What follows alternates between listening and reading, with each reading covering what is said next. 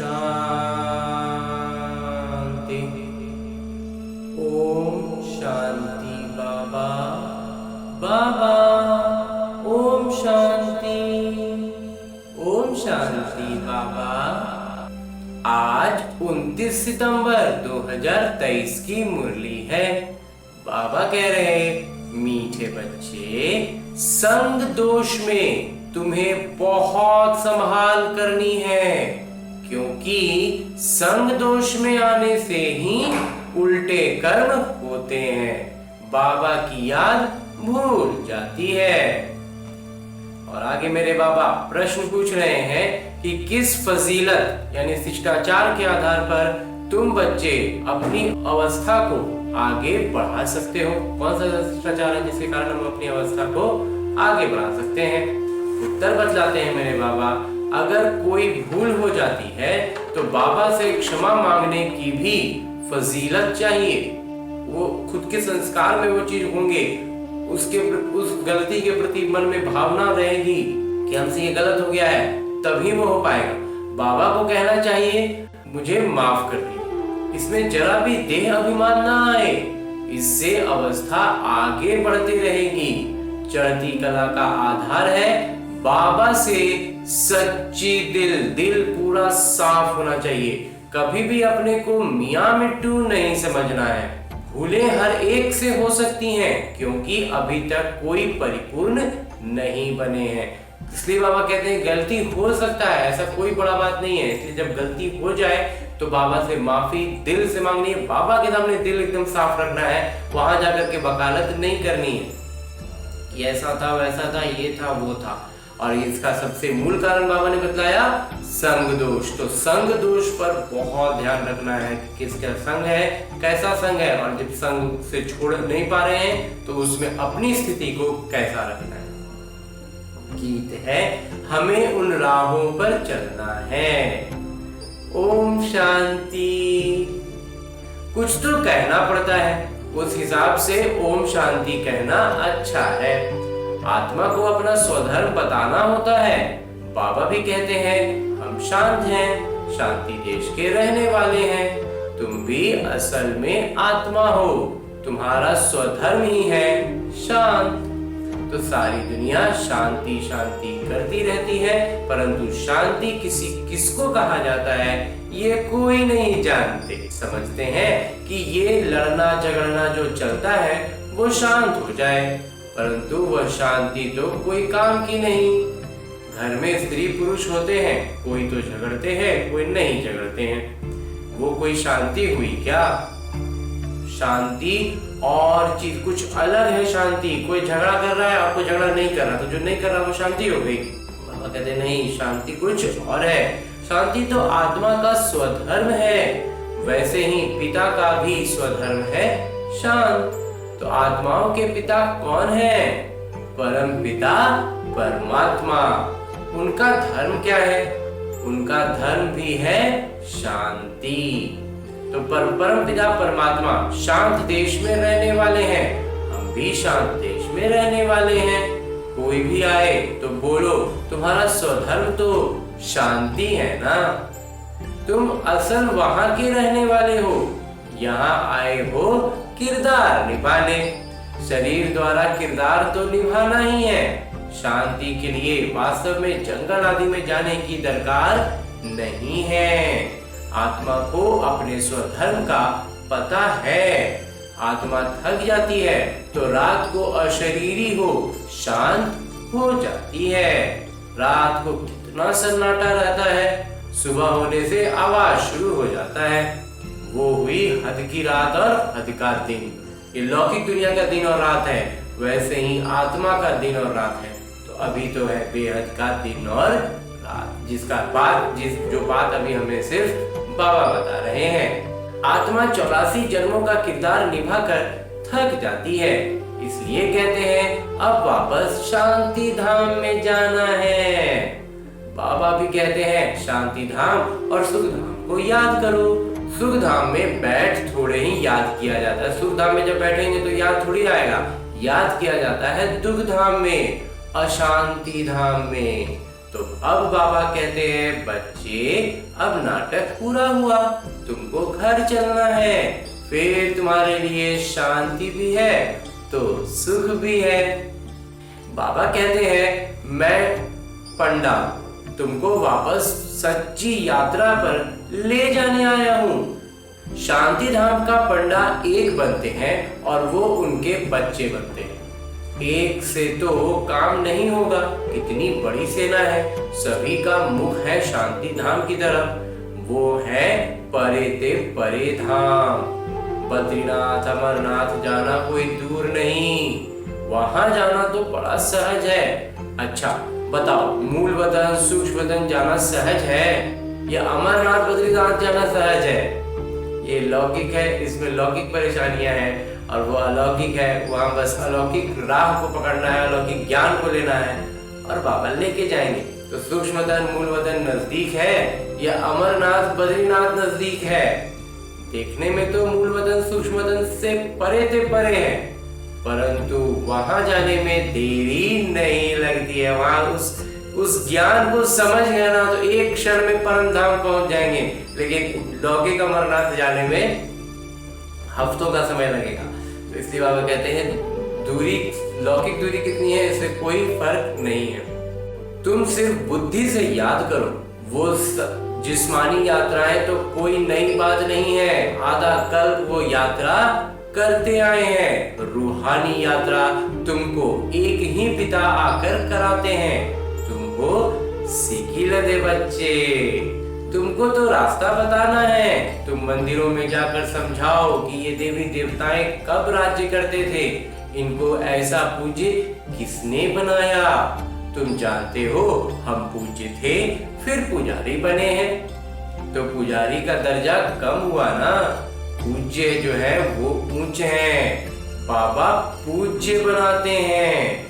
तुम पूज्य देवी देवता थे फिर पुजारी बने, अब पूजा को छोड़ फिर पूज्य बनना है। माया के भी बहुत विघ्न पड़ते हैं, अबलाओं पर कितने अत्याचार होते हैं, और यात्राओं पर जाने अथवा मंदिरों में सत्संगों में जाने के लिए कोई नहीं रोकते। यहाँ पुजारी से पूज्य बनने में माया कितना हैरान करती है, घड़ी घड़ी गिर पड़ते हैं, बहुत करके गिरते हैं काम के गड्ढे में। काम विकार का जो गड्ढा है ना उस पर धड़ाधड़ गिरते हैं। बाबा कहते हैं मूत पलीती मत बनो, इनसे ही तो संभालना है। सबसे गंदा काम है काम चिता पर चढ़ना, विषय सागर में गोते खाना। बाबा कहते हैं बच्चे काम महाशत्रु है, इसलिए कभी भी विकार में जाने का संकल्प भी नहीं करना, इससे ही गंदे बन पड़ते हैं।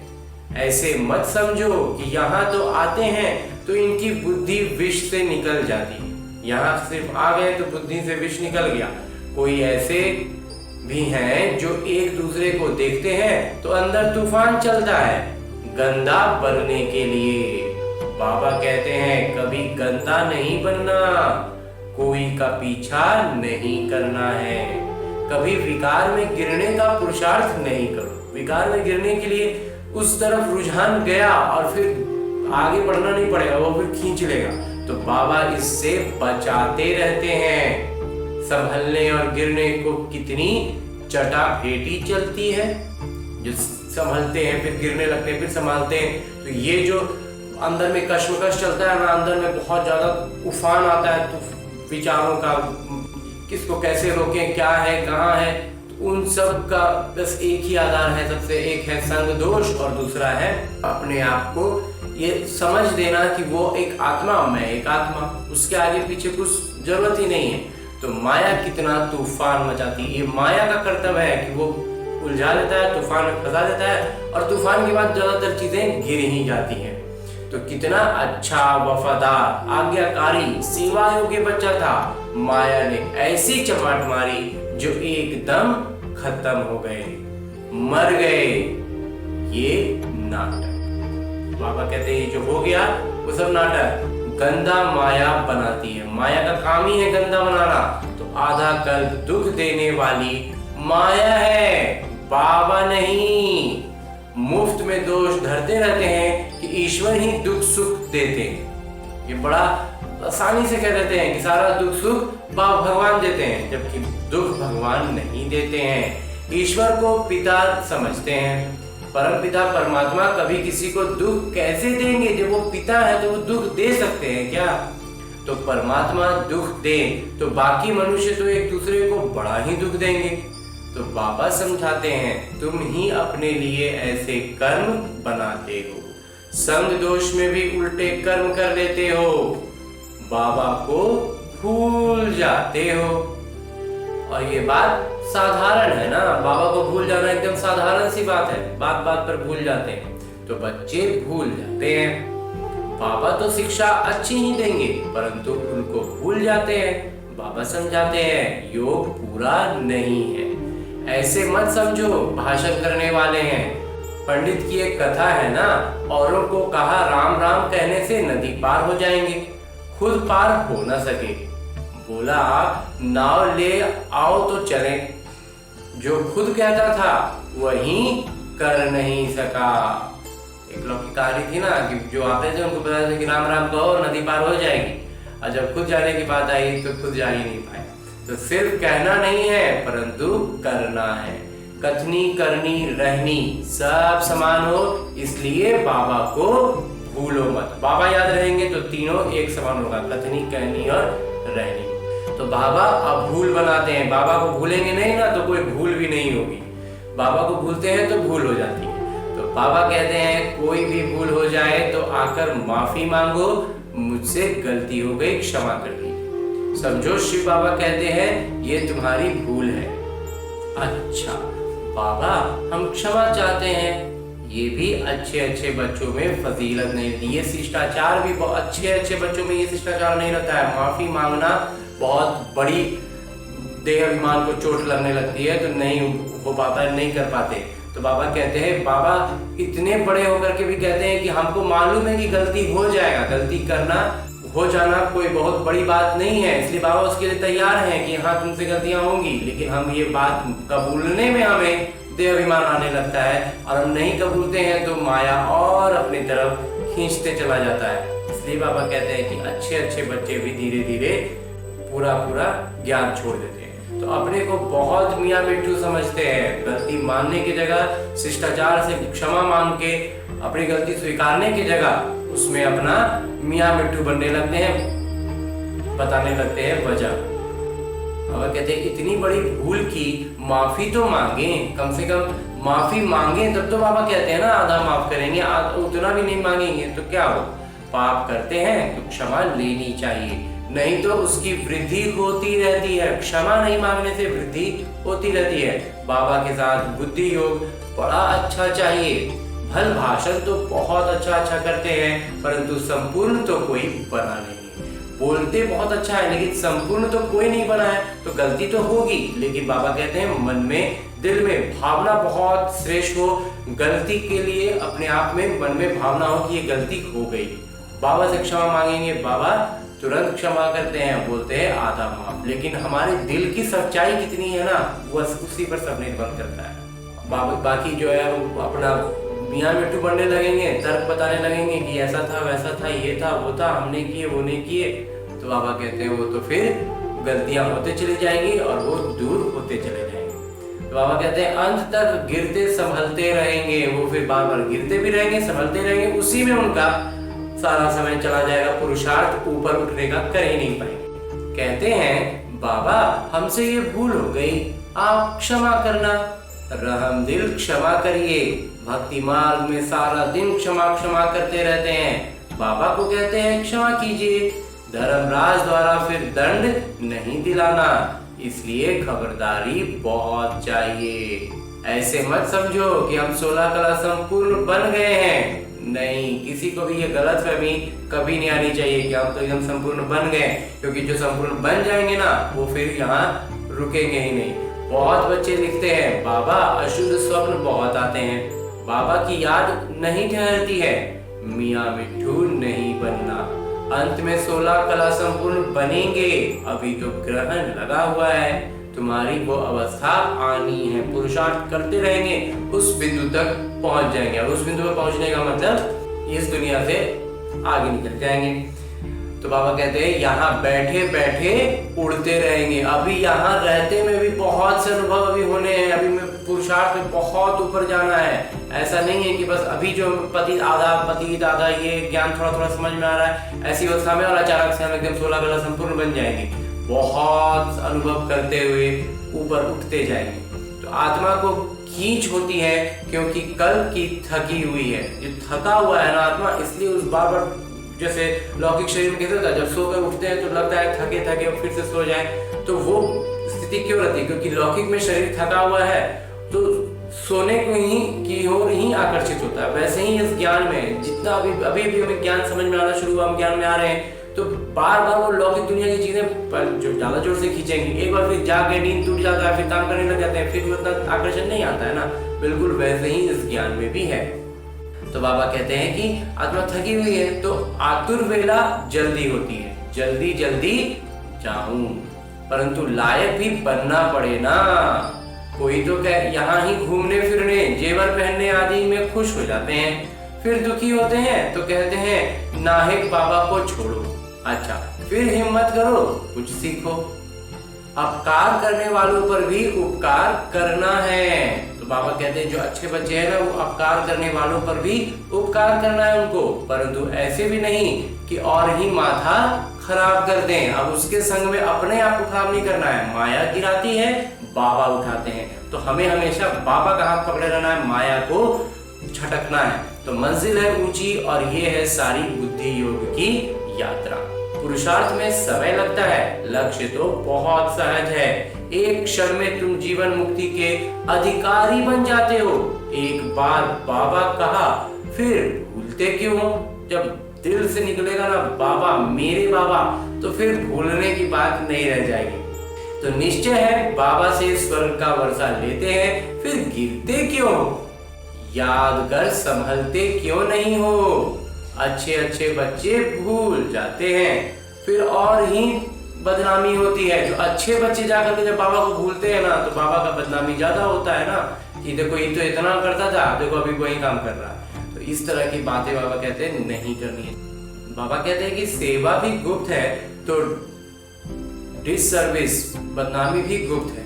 दुनिया को क्या पता किसमें कोई भी भूत प्रवेश होगा, वह अशुद्ध सोल का, अशुद्ध आत्मा का प्रवेश है, तो वो भी नुकसान कर देते हैं। अब ये संस्थान है, अब इसमें कोई अशुद्ध आत्मा आ गई और वो जाकर कुछ गलत कर देगी तो बदनामी तो संस्थान का हो जाता है। तो इसलिए इन सब चीजों को भी बाबा कहते हैं बहुत ध्यान रखना है। मायावी आत्मा प्रवेश कर लेती है। जो मायावी आत्मा होता है ना, वो अपना रूप बदल के हाँ हम बहुत अच्छा करके घुसेगा और फिर वो बदनामी करेगा।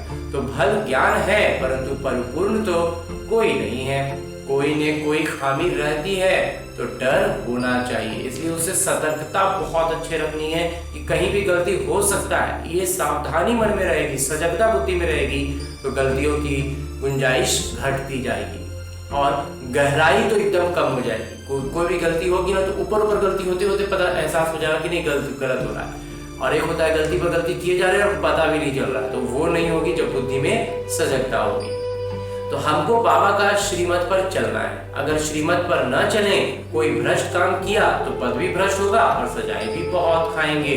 कर्मों का फल यहाँ भी बड़ा कड़ा भोगना पड़ता है। इसलिए कर्मातीत अवस्था का पुरुषार्थ करना है। बाबा के साथ बड़ा सच्चा रहना है। सबके शिव बाबा से जुड़ाव है। सेंटर सब शिव बाबा के हैं। तुम्हारा सेंटर फिर कहां से आया? बहुत पे सेंटर होता है ना, ये मेरा सेंटर है, तो तुम शिव बाबा के हो। विश्वविद्यालय बाबा का है ना, तो ईश्वरीय विश्वविद्यालय है। मेरा ये सेंटर है। ये ख्याल आया और मरा। अगर ये ख्याल आया ना कि मेरा सेंटर है, तो आप कहते हैं ख्याल आया और खत्म। क्योंकि जितने भी सेंटर है सब शिव बाबा के हैं। ये शिव बाबा का विश्वविद्यालय है। तो ऐसे मेरा करते कितने मरे गिर पड़े हैं। सब कुछ शिव बाबा का है। तुम कहते हो बाबा ये तन मन धन सब आपका है, तो बाबा भी कहते हैं स्वर्ग की राजाई सारी तुम्हारी है। कितना एवजा मिलता है, लौकिक के चंद कुछ हम देते हैं बाबा को, और बाबा हमें क्या बदले में दे रहे हैं। तो तुम क्या देते हो? मरने से पहले करनी घोर को देते हैं ना, जीते जी दान करते हैं। देखते हैं बस एकदम अब नाउमीदी आ रही है, शारीरिक स्थिति एकदम बिगड़ रही है, तो बस दान पुण्य करना शुरू कर देते हैं। बाबा भी कहते हैं बच्चे जीते जी कर लो, ये पुराना तन है, तुम आत्माएं मेरी हो। ये शरीर किरदार निभाते निभाते अब पुराना हो गया है, अब फिर मेरे बनो तो तुम्हारी आत्मा और शरीर दोनों शुद्ध बनेंगे, दोनों इकट्ठे साफ हो जाते हैं। आत्मा जो अपवित्र बनी है उनको शुद्ध बनाना है, मेरे साथ योग लगाने से ही शुद्ध बनेंगे। योग रखेंगे तो चढ़ती कला होगी, योग नहीं रखेंगे तो गिरती कला हो जाएगी। सेवा का शौक चाहिए, पूछना नहीं है सेवा पर जाएं, ये पूछना नहीं, सेवा पर जाना है दौड़ जाओ। बाबा समझाते हैं शौक नहीं है तभी तो पूछ रहे हो।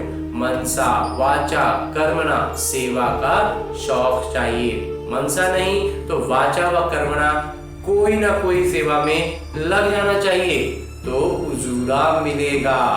जो सेवा हो पा रहा है, मनसा हो पा रहा है तो मनसा, वाचा कर पा रहे हैं तो वाचा, कर्मणा कर पा रहे हैं तो बहुत अच्छा। बाबा कहते हैं जो समझ में आए वही सेवा में लग जाना है।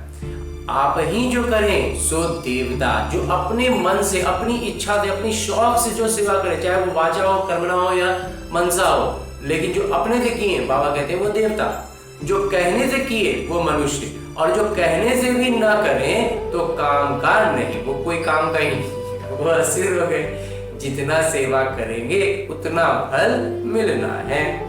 शिव बाबा पूछते हैं बच्चे मेरे को हाथ है? इस तन में शिव बाबा बैठे हैं ना, चिट्ठी लिखते हैं ना। बैल पर सारा दिन थोड़े ही सवारी करेंगे, बैल जब थक जाते हैं तो उनकी आंखों में पानी आ जाता है। यहाँ तो आंसू आने की बात ही नहीं, इनको तो सेवा करनी ही है। बच्चों को समझाते हैं मामेकम याद करो, ये शिव बाबा कहते हैं, इनकी आत्मा भी सुनती है, ये तो बिल्कुल सहज है। बेहद के पिता ही हैं, स्वर्ग के रचयिता। बाबा आते हैं स्वर्ग की स्थापना, नर्क का विनाश कराने। महाभारत लड़ाई सामने खड़ी है, यादव कौरव पांडव भी हैं। तुम जानते हो अब खेल पूरा होता है, बाबा लेने आए हैं। सिर पर विकर्मों का बोझा बहुत है, याद नहीं करेंगे तो महारानी महाराजा नहीं बन सकेंगे। है ही राजयोग न कि प्रजा योग, तो योग पूरा नहीं लगाते हैं तो प्रजा बन पड़ते हैं। कहते हैं बाबा हम पूरा वर्षा लेंगे, तो सेवा का शौक चाहिए ना। अगर पूरा वर्षा लेना है तो अपने से बढ़ बढ़ चढ़ के सेवा में आगे आगे रहना है तो लिखकर पूछ सकते हो। अगर इस समय हमारा शरीर छूट जाए तो हम क्या बनेंगे? परिपूर्ण तो अंत में बनेंगे, अभी तुम अपूर्ण हो। अपनी अवस्था की जांच करनी है कि हम कितना बाबा की सेवा पर हैं, कितने आज्ञाकारी, कितने वफादार हैं। सेवा के लिए तड़प कितनी है कि कोई को जाए और उसको जियेदान करें। बेचारे बहुत दुखी है। ये एक ही सदगुरु हैं, शांति धाम सुख धाम ले जाने आए हैं। ये ऐसे इकलौते सदगुरु हैं जो हमें सुख धाम ले जाने के लिए आए हैं। वो गुरु लोग अपने को जगत पिता जगत शिक्षक कह ना सकें, सिर्फ जगत गुरु कहलाते हैं। ये तो जगत के पिता शिक्षक गुरु एक ही हैं। तुम जानते हो बाबा आए हैं तो बाबा से पूरा वर्षा ले लो। देह अभिमान अच्छा नहीं है, देही अभिमानी यानी आत्माभिमानी बन बाबा को याद करो, फिर तुम्हारी निरोगी काया बन जाएगी। वहां तो पवित्रता सुख शांति संपत्ति है, अथाह संपत्ति है। यहाँ तो देखो पेट के लिए मारा मारी है, यहाँ तो न्यूनतम आवश्यकताओं की पूर्ति के लिए भी मारा मारी करनी पड़ती, जद्दोजहद करनी पड़ती है। और वहां बाबा कहते हैं अथाह संपत्ति पड़ी रहेगी। अच्छा, मीठे मीठे सिकिलते बच्चों प्रति माता पिता बाबा का याद प्यार और आशीर्वाद। रूहानी बाबा की रूहानी बच्चों को नमस्ते। हम रूहानी बच्चों की ओर से रूहानी बाबा को याद प्यार और प्रणाम। धन्यवाद बाबा, धन्यवाद के लिए धन्यवाद, और इस से अलौकिक ब्राह्मण जीवन के लिए भी बहुत बहुत बहुत धन्यवाद बाबा, बहुत धन्यवाद। और आज के मुरली के बाद मुरली से लिए गए वो बिंदु जिनको हमें अपने जीवन में धारण करने हैं, और वो धारण करने वाले बिंदुएं हैं कि रूहानी पंडा बन सच्ची यात्रा करनी और करानी है। हमें आत्मिक पंडा बनना है और खुद की यात्रा को भी आगे बढ़ाना है और दूसरों को भी सहयोग, बाबा का सहयोगी बनाना है। तो बुद्धि योग की बहुत संभाल करनी है। बुद्धि कहीं इधर उधर न जाए, इसका हमेशा सजगता रखनी है। भूल चूक बाबा कहते हो सकती है, लेकिन सजगता रहेगी तो भूल ज्यादा नहीं होगी, और जो भी होगी उसके लिए तुरंत माफी मांगेंगे। अपने ऊपर बहुत खबरदारी रखनी है, सजगता एकदम तीव्र रखनी है कि एकदम गलती हुई नहीं कि तुरंत पकड़ में आ जाए कि गलती हो गई। बाबा के साथ सच्चा रहना है। आज जो भी धारणा है ना, ये पूरी तरह से एकदम अंदर दिल से बुद्धि योग से करने की सारी धारणाएं हैं। तो बाबा के साथ हमेशा सच्चा रहना है। बाबा के साथ जाकर के ना मियाँ मिट्टू नहीं बनना है, वहां वकालत नहीं करनी है। कर्मातीत बनने का पुरुषार्थ करना है, हमेशा ही पुरुषार्थ करना है कि हम अपने कर्मों से जो विकर्म है उसको विनाश करते हुए ऊपर उठ सकें। जीते जी सब बाबा के हवाले कर सफल कर लेना है। जो कुछ भी है सब बाबा को समर्पित कर देंगे तो सब सफल हो जाएगा। बाबा उसका पदम गुना करके स्वर्ग में देंगे। और आगे मेरे बाबा वरदान दे रहे हैं। वरदान देते हुए मेरे बाबा कहते हैं, अपनी चलन और चेहरे द्वारा सेवा करने वाले निरंतर योगी निरंतर सेवाधारी भव। सदा इस स्मृति में रहो कि बाबा को जानने और पाने वाले कोटों में कोई हम आत्माएं हैं। हाँ जी बाबा, इसी खुशी में रहो तो आपके चेहरे चलते फिरते सेवा केंद्र हो जाएंगे। जब ये खुशी रहेगी ना कि हम कोटों में कोई जो आत्मा है ना वो हम आत्मा है, तो फिर जो चेहरे पर खुशी झलकेगी ना, बाबा कहते हैं वो खुशी ही, वो चेहरा ही सेवा केंद्र हो जाएगा, वो एक सेंटर हो जाएगा। आपको हर्षित चेहरे से बाबा का परिचय मिलता रहेगा। आपका हर्षित चेहरा ही बताता रहेगा कि ये ओम शांति वाले हैं। तो बाबा हर बच्चे को ऐसा ही योग्य समझते हैं। तो चलते फिरते खाते पीते अपनी चलन और चेहरे द्वारा बाबा का परिचय देने की सेवा करने से सहज ही निरंतर योगी निरंतर सेवाधारी बन जाएंगे। तो जो सेवा का शौक है ना वो आप ही पूरा होता जाएगा। सेवा होती जाएगी, उत्थान होता जाएगा, पुरुषार्थ तीव्र होता जाएगा। और अंत में स्लोगन है, मुरली का उपदेश है कि जो अंगद समान सदा अचल अडोल एक रस रहते हैं उन्हें माया दुश्मन हिला भी नहीं सकती। वो माया देख के ही समझ जाती है कि ये हिलने वाला नहीं है।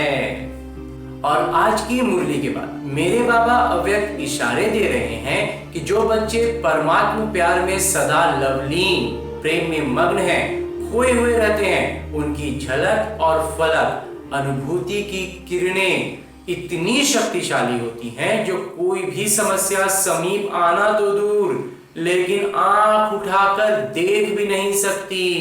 उन्हें कभी भी किसी भी प्रकार की मेहनत हो नहीं सकती। उनकी अवस्था इतनी ऊंची हो जाती है ना कि फिर जो भी है ना वो उनके नीचे नीचे रह जाता है। वो आंख उठा के उतना ऊपर देख भी नहीं पाता।